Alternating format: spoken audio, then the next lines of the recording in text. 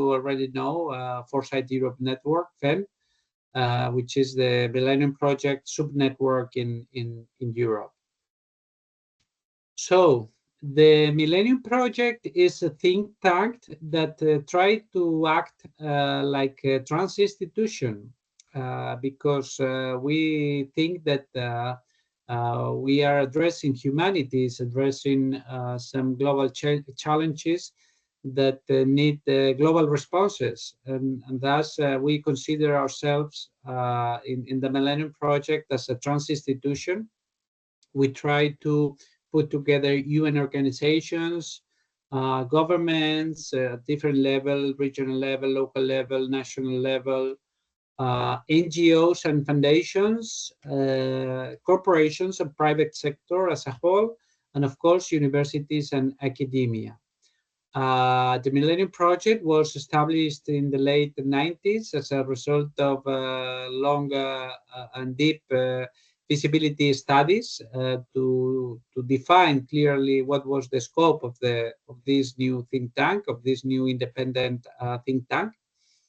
Actually, the futures research activities started at the UN because Jerome Glenn was working at the UN University before he started with the Millennium Project.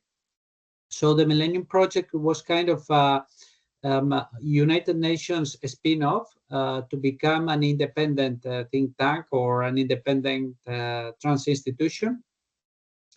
And this is also important, this structure, because we usually recommend nodes to have a similar structure in their own nodes, in their own countries. So to try to gather, to put together representatives from the UN organizations, governments, NGOs, corporations, and universities in their own node. So this is something that I understand from what you said, Erika, that you are already doing with this list of people you are planning to invite to the node. Of course, nodes are something that evolve in time. You can start with a list of people that, of course, can be extended in time. Usually, it's good that all participants, all members of the node have more or less a clear idea of what futures research is, because they could come from the private sector, the public sector, academia, or wherever they come from. But it's good that the common element of the node is always the approach to futures research, or the interest to futures research somehow.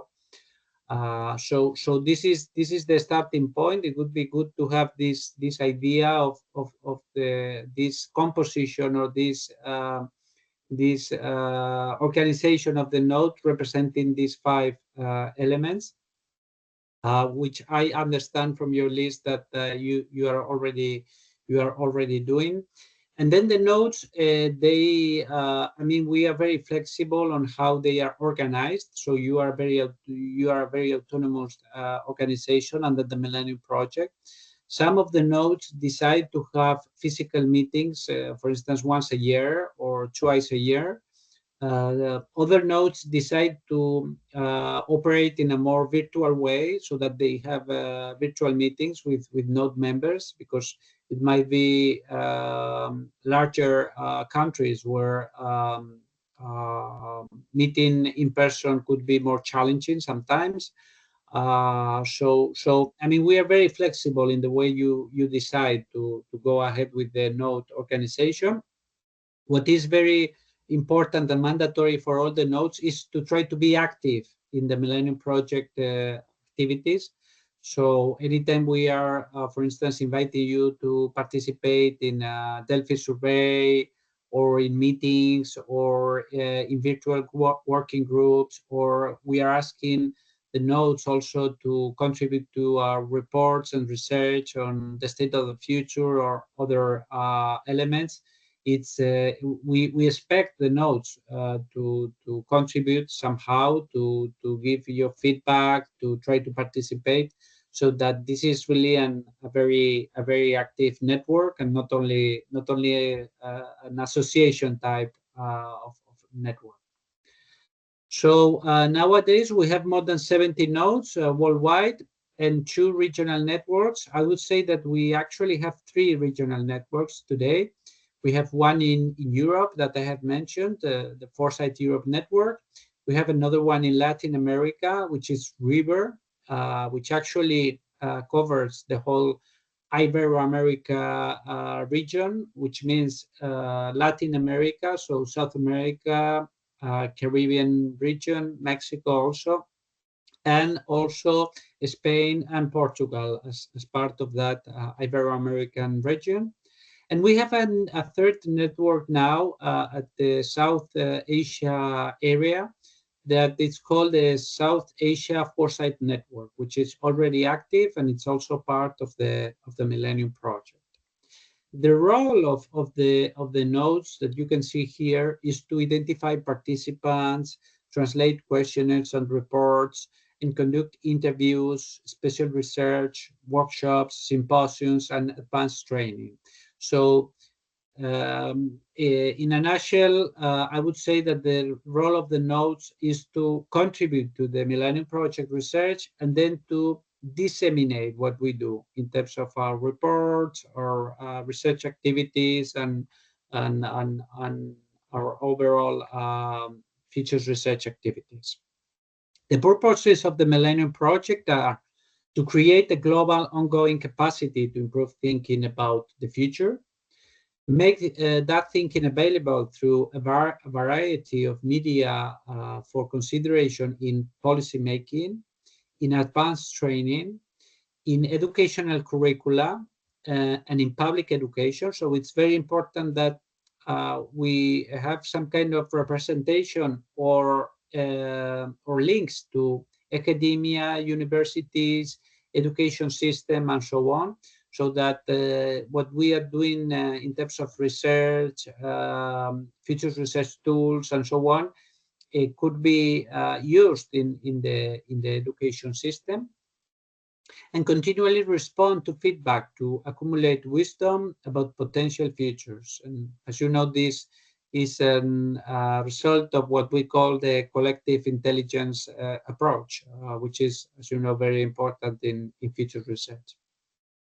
How the Millennium Project achieved its missions, so different ways, through the more than 70 nodes around the world, of course, through the analysis of the 15 global challenges that I'm going to explain in a few minutes, through the State of the Future report, we have a new State of the Future report, through the State of the Future Index, which is an index that is covering the former State of the Future report, through the Global Futures Intelligence System, through the Futures Research Methodologies 3.0, through the more than 400 interns that have been contributing to the Millennium Project, not only in the central offices in Washington, D.C., but also in the nodes, and of course, through advanced training. So our purpose is to help humanity think together about potential futures and how to improve them in terms of better decision making. So this is the long list of futures research that the Millennium Project has developed so far. You see that you can see that we have covered many different topics, from regional scenarios to topics related to energy, education, climate change, security, technology, science and technology, ethical issues. So you see that we are covering many different topics in our very long research list since the Millennium Project started in the mid 90s of the last century. And one of our big research was related to this list, or let's say toolbox of futures research methods or methodologies.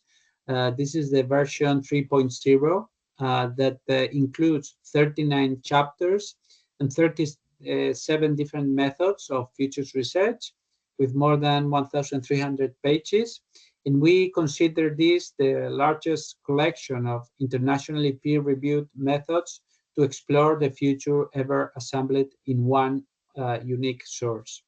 So I really invite you to also to check this. We are actually planning to update this into the version 4.0, and we will open to the Millennium Project list that where Erika is a member already.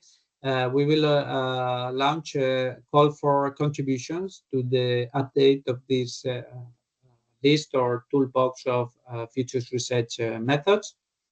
Then there is also the state of the future. You can see here the previous version, the 19.1 version, but we have just launched a few weeks ago when we had our meeting in Mexico, in Monterrey, in September of this year. I think Erika was attending the meeting virtually. We had the launch of the latest version of the state of the future, which is the 20.0 version. And so the idea is that we also continue with the presentation of this report. We will do that also in Dubai when we meet there during the Dubai Future Forum and our session on November 21 during the Learnings Day. So if you are all invited to join us in this session in Dubai. Then we also, a few years ago, we launched the Work Technology 2050 Scenarios and Actions report. This has been very successful, and there was a lot of international interest on this report. And we are still disseminating this report because it was the framework for us, for the nodes, to develop, let's say, a connected research in each of our countries. For instance, I was developing a similar research and report in Spain that was called Work and Technology 2050 in Spain, where we developed some foresight workshops with different stakeholders on what were the challenges of the labor market by 2015, and how we could develop the strategies to try to let's say to try to address those challenges and get ready for the best scenarios of this big technological transition. So this is the summary of the 15 global challenges that you see here. There is a long description. If you go to the Millennium Project website, you can see the longer description of each of these 15 challenges. So I really invite you all to go to our website and to read what is the description, where we see what is the current status, what is the forecast to the future, and what are the strategies we need to address in each of these 15 global challenges. At the end of the day, the 15 global challenges is a framework for understanding the global change, what is happening not only in each of those challenges, but as a whole. And you see that there are different lines within this circle, which means that all these challenges are interconnected, and none of them is more important than the other. So they are all connected and they are all relevant, and we shouldn't forget about any of them. Like it happened with, for instance, with health issues.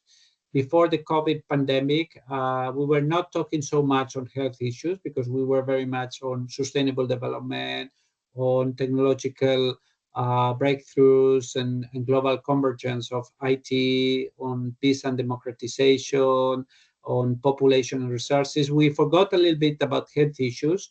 And then we saw the COVID pandemic. We suffered the COVID pandemic. So that was a reminder to have an open mind and to keep all these 15 challenges in our minds when we are trying to assess what's happening globally and how this could impact humanity as a whole, but also each of our countries. So these 15 challenges are also, of course, connected to the Sustainable Development Goals, the 17 Sustainable Development Goals, keeping in mind that the Sustainable Development Goals are just goals, where we are just saying we want to reduce hunger, or we want to improve the use of renewable sources.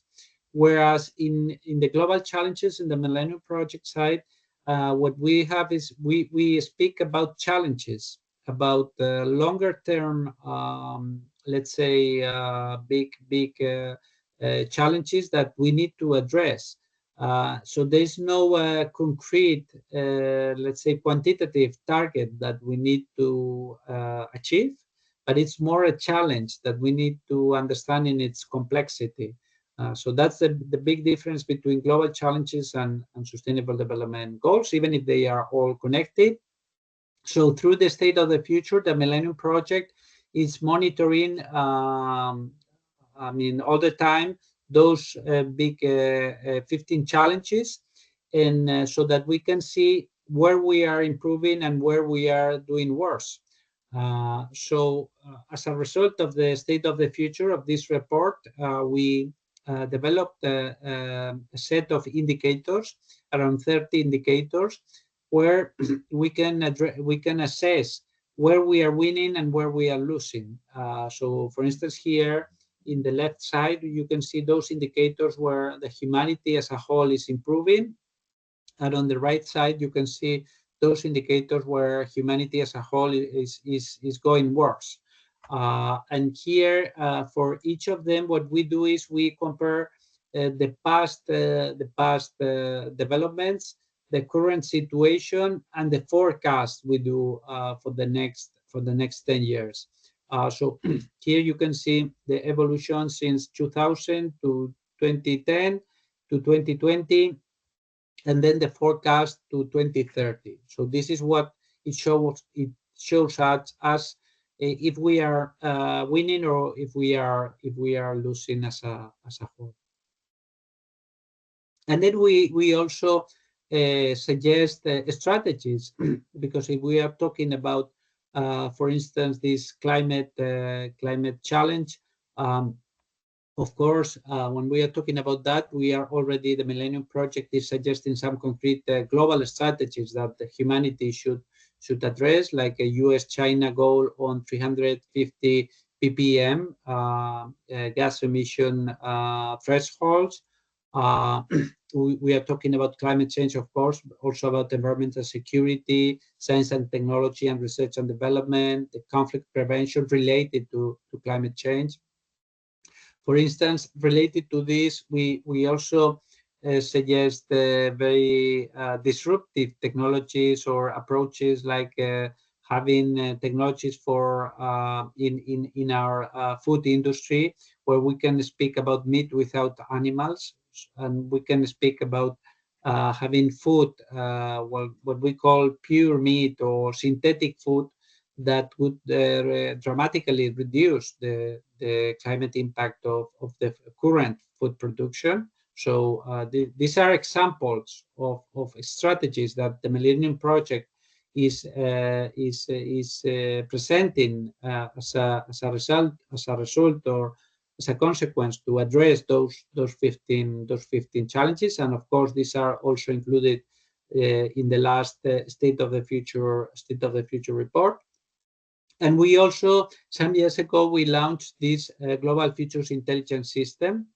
Right now, this system is under review because we had some technical problems with the platform, but we are planning to have a new system soon, probably next year, with a different technological platform.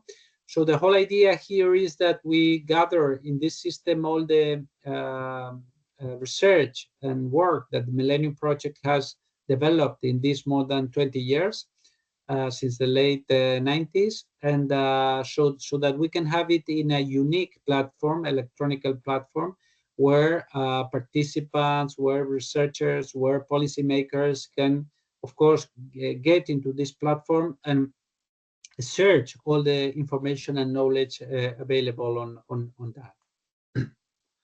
So some accomplishments in the last years. The Millennium Project, we can already consider it today as a system for people to think together about the future, with more than 70 nodes connecting global and local perspectives, a real-time Delphi for rapid international assessment and feedback, like we used during the COVID breakthrough, where we had a very rapid response to this big challenge, and we developed research on the future of the COVID pandemic for the American Red Cross, a framework to understand and track global change through the State of the Future reports and through the 15 global challenges updated continually online at the Millennium Project website. Educational contributions with over 400 interns trained from around the world. Approximately 1,000 universities use the Millennium Project materials. The Millennium Awards that have involved over 1,000 students from around the world. Inclusive and participatory system to measure change with the State of the Future Index, the SOFI, and the global and national indexes. You can also think about developing your own State of the Future Index in Lithuania, taking this, starting with these almost 30 indicators that I have mentioned, but you can also adapt them to your national realities, and then design this foresight model, where you can also project into the future and see how could be the evolution of this State of the Future Index in the case of Lithuania, and also use that as a way to assess where you are winning and where you are not doing so well. The largest collection of internationally peer-reviewed methods to explore the future, with the 37 methods, 39 chapters of future research methodology 3.0 that we will soon update with the version 4.0, and the global collective intelligence system on the future, bringing it all together in one online platform, the Global Futures Intelligence System. This is the list of some of the current and previous sponsors and clients that have contributed to the Millennium Project financially or in kind in some cases. You see many public and private organizations, also governments in some cases, philanthropy. We have a large set of funding institutions, and this is the good part, because we want to keep our independency, our thinking independency and research independency. So we are always very open to work with different funding organizations and institutions, and of course also in the case of Lithuania, that we usually also go together with the different nodes in different countries, so that we can work together on defining a research project for a potential sponsor. And that's all from my side. I really invite you all to visit the Millennium Project website here and check all our latest research and also information on the 15 challenges and the state of the future. Thank you very much, Ibon. Very informative presentation. Maybe somebody. Do you have any question? Yeah. I mean, this was a short summary, but. Yeah. But it is very clear, summary of everything what is going on. So maybe somebody has some questions, or maybe some ideas.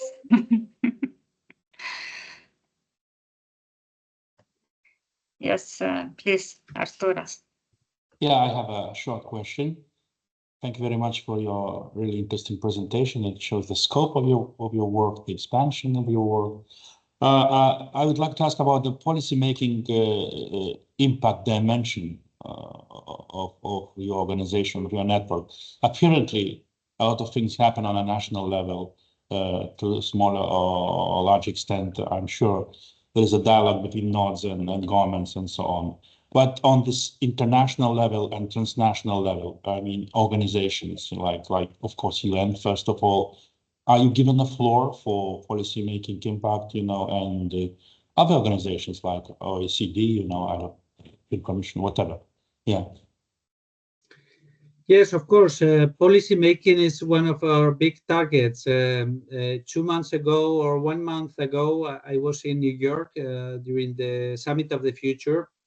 You know, that was the first time the UN was calling for such a such a big event through this new strategy by the Secretary General Guterres. And it was a great gathering and a great opportunity to meet the decision makers from different countries who are somehow interested in using future research to improve their decision making. But of course, we also work with a lot of policymakers in globally and also nationally or regionally through mainly through our nodes. So we've been working together, and of course also with OECD and other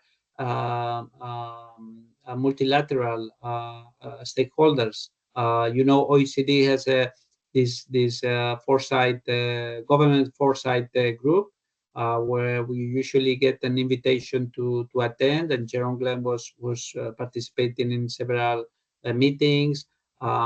We also have a very good relationship, for instance, with the Dubai government. We are now attending the Dubai Future Forum, and also with the UAE government, also with governments in the European Union, in Latin America, in North America. I mean, we usually use the opportunity of our meetings, of our symposiums, of our research to get closer to these governments and also try to help them use future research. But as you know, it's a matter also of their interest in future research. Many governments, that's the bad part, that many governments still do not have this, let's say, futures literacy or futures interest, or the interest is still quite low. So no, so we need to expand the work, and we need to continue with these efforts we are doing to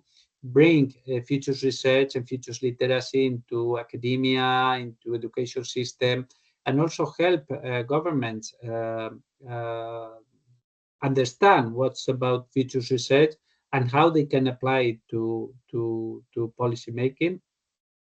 I've been working for many governments, in my case as a consultant, especially in Latin America for the Colombian government, Uruguay, in Chile, in Cuba, in Bolivia, also in Canada, in South Korea, in Europe, also in many countries.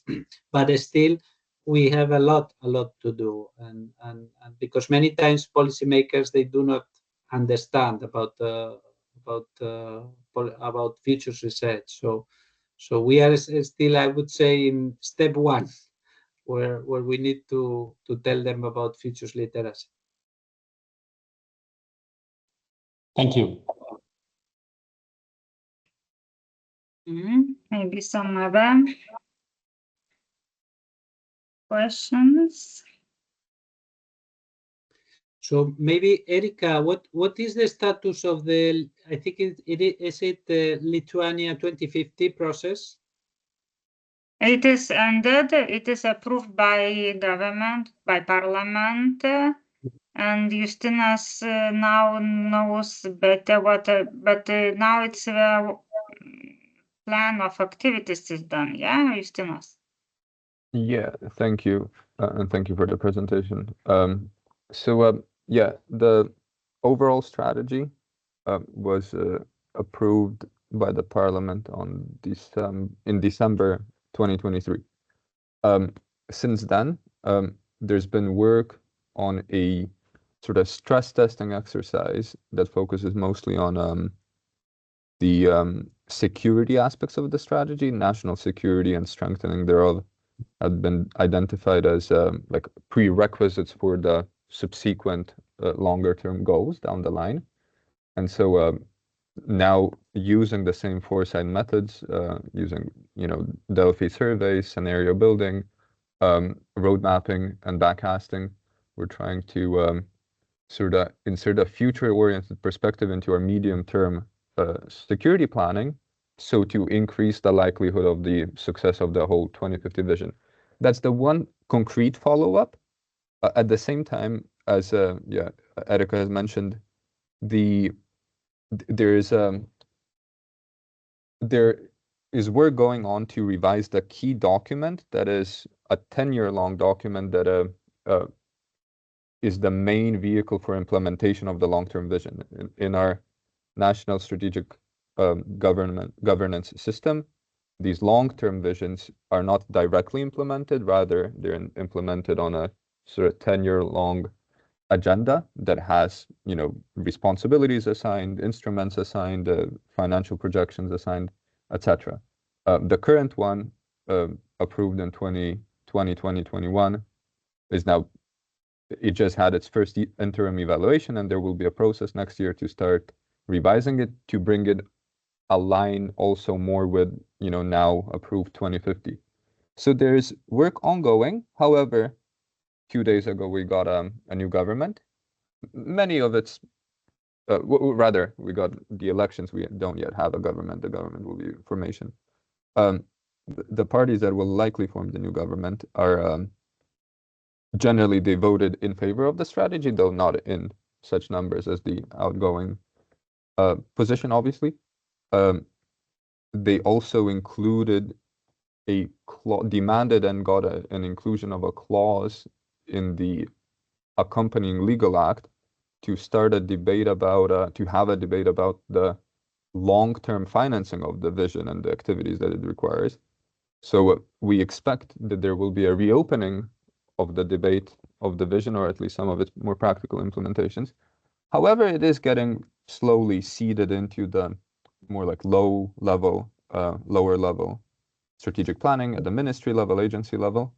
So we hope that it will continue, and then any and all kinds of projects, cooperative or domestic, to both foster futures literacy in general, but also to bring the vision that's still floating somewhere high in the air into like practical agendas and realities are welcome.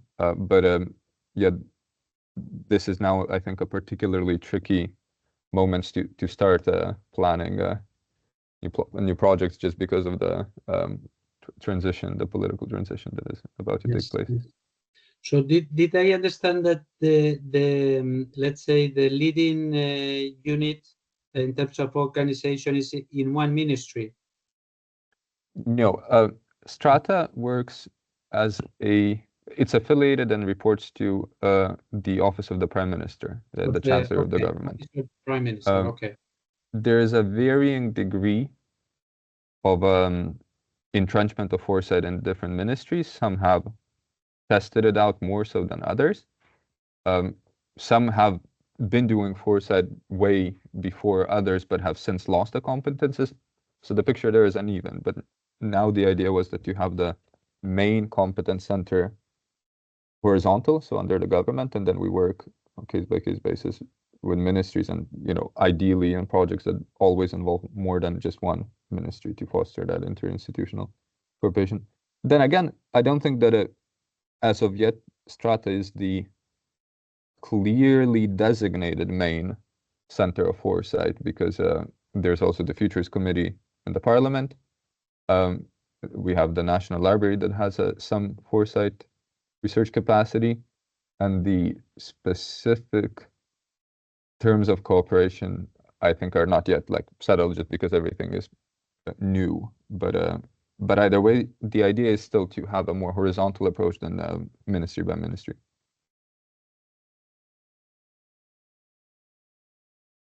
Super, yeah. So you have the grounds already for a successful story. Can I have one more question, very short? Yes. Because Sure. time is already finishing for our meeting. Ibon, what would be your very informal advice for the emerging node, for the emerging national node of Project Millennium? What are the most important first steps, so the node is successful? Because you have a huge experience on that, so we are very keen to learn from you a few words of advice. Yes, my I don't know if I have the knowledge to say what works always, because probably there is no standard rule that works in every node.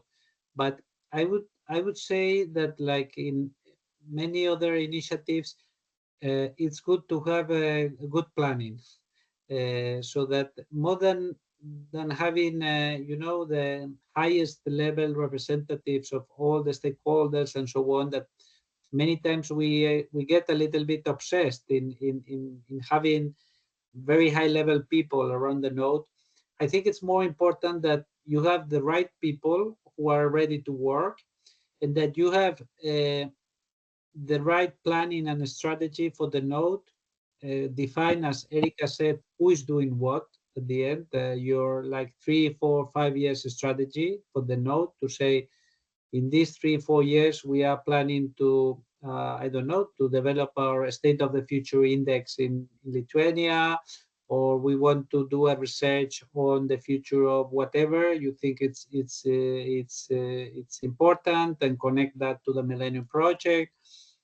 Or we want to have an approach into education and learning, and we want to launch a program with the Millennium Project on how to improve futures literacy. So all these decisions should be made in a planning and agreement among all of you in the node, having a strategy, and then within that strategy also look for the means to develop that strategy. Doesn't mean that you need a lot of means. I mean, it could be your work in the planning committee of your node. It could be that you also work with the government or with the private sector. I mean, it's a little bit up to you. But I would say that the key for the success, it's usually having a good strategy, and then agreeing the rules for you to work. Thank And you. of course, Thank you very much. we will be always open to your questions, to your any help you need, any support. Both Jerry and I will be there, and let us know anytime you need any help. Thank you. Thank you. And I saw that Jonas joined us. So Jonas, are you still here with us? Yes, I'm kind of Yes. here after 8 hours Yes. in the classroom today, so almost absent, but Yeah, so here in a we way. did recording, so you will have opportunity to watch, what we were speaking about. But Jonas is our professor in philosophy and also logics. And yesterday we discussed with him how some logic instruments can be, used for foresight methodologies, especially for scenario development and maybe causal layer analysis. So maybe we will do some research about this also. Yeah, but Jonas, you can introduce a little bit you and your interest and Nice to what you're meet doing. you, Jonas. And I also work as teacher now and then, and yeah, I understand your feeling when you have a very long class. Yeah, so I'm, I'm dragged into this kind of things. They are not in the center of my interests, on my competences, but I feel like I can contribute certain amount of my competence from that I know from philosophy and from logic, more specifically from formal logic and model logic and other things, and model theory and the way the data can be structured and then used, given certain structures in foresight exercises as well. So I had some experience participating in this process of Lithuania 2050 as well. So I had to write a report to revise the report on development of culture sector for there. So I have a rough understanding of what is going on here and some experience, but I'm more interested in trying to find where are the channels where my more specifically academic competence can be somehow poured into this field. So yeah, that's it. Yeah, and also Jonas is the Dean of Faculty of Philosophy, and as far as I know, we just started a new program which name is Future Society. Jonas. Well, we have it approved, and we have started the admissions for the academic year of 2025 and 26. And the program is called Sustainability and Future Societies. So it's kind of a social emphasis on the term of sustainability, because most people, when they hear the word sustainability, they think either about money or about climate change. But there is also the social dimension of sustainability. And we have this program because, you know, the faculty is called Faculty of Philosophy, but we have institutes, 5 institutes. So there is one Institute of Philosophy, but there's also an Institute of Sociology and Social Work. There's an Institute of Psychology, Institute of Education Science, and Institute of Asian Studies. So, well, this comes mostly as an initiative from the Sociology Department and the Department of Social Work, but many other people, so people from Philosophy Department are involved as well in the program.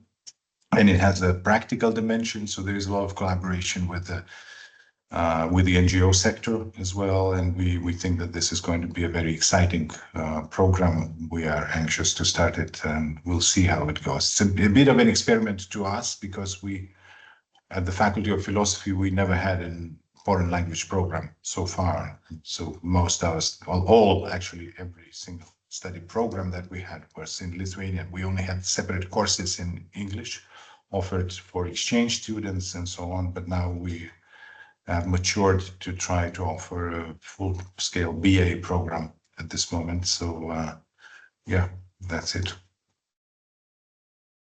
Yeah, so I see that future is coming to Vilnius University with many legs. Yeah, not one and even not 2. So I hope we have a really nice and interesting future altogether.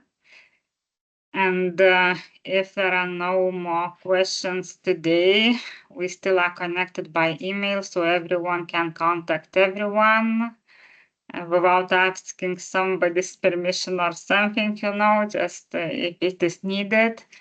And yeah, and then Ibon, I will meet you in Dubai. We will discuss maybe more, and then after this, after I will return, we will have a strategic meeting and we will decide on activities. But I agree with you that one of our first activities will be to develop this futures index for Lithuania, and many other activities.